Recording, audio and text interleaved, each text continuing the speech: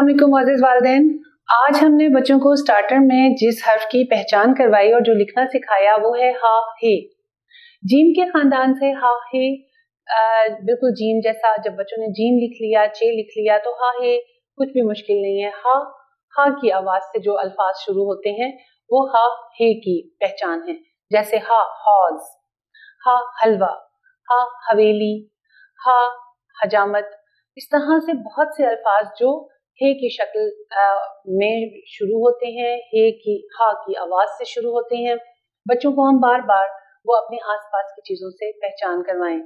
हजामत जाहिर है वो जब कटिंग करवाते हैं अपने तो हजामत, हा हजामत।